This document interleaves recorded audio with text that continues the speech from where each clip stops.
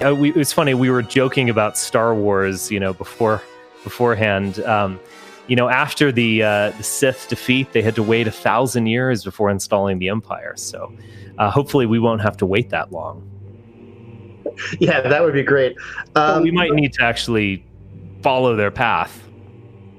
So, Palpatine nationalism, basically, Darth Sidious nationalism is what we need. Mm-hmm. If unifying the galaxy is wrong, then I don't want to be right. It's funny how watching those movies as a kid, I idolized Luke Skywalker, and then I watched those movies with like the complete opposite impression. Like, these guys, they're so gay. I'd much rather be the hooded guy with all the badass powers. Otherwise, it does again, it's without going too much into the cinema posting, that movie does like show you the impotency of essentially Enlightenment kind of liberal values, where it's like, we're going to be dispassionate, we're going to be objective. It's these completely farcical constructs that they only feel good in your mind when they're enacted. They create the most more havoc than you could possibly imagine.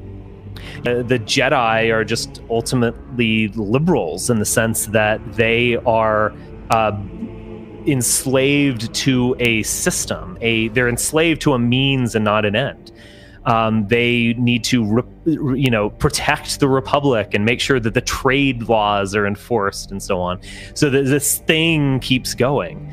And this thing that is actually extremely boring and awful. And I think we joked about this before. I've almost rethought the prequels. I was certainly a prequel hater when I first saw them, because they didn't equal the original trilogy.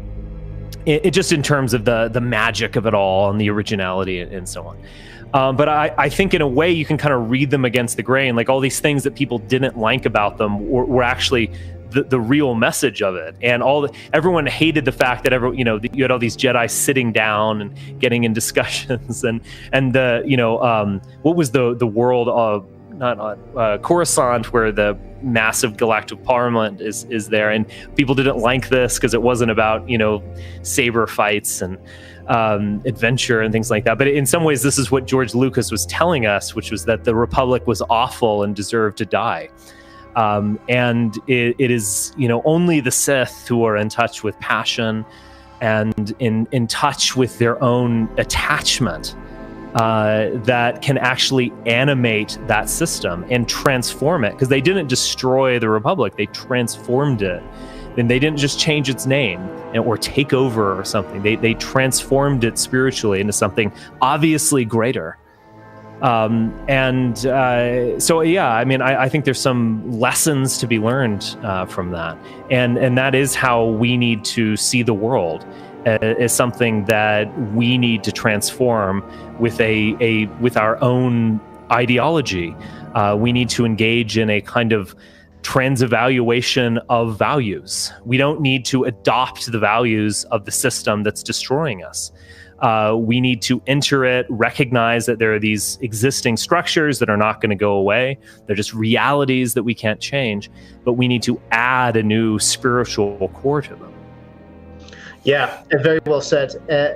When you look at the sequels, the ones that the J.J. Abrams or whoever, Rian Johnson, the good guys are such total dweebs and losers. Like, I've watched them against my own preference, really, and it's just like, can we just crush all of these losers? They're all so terrible.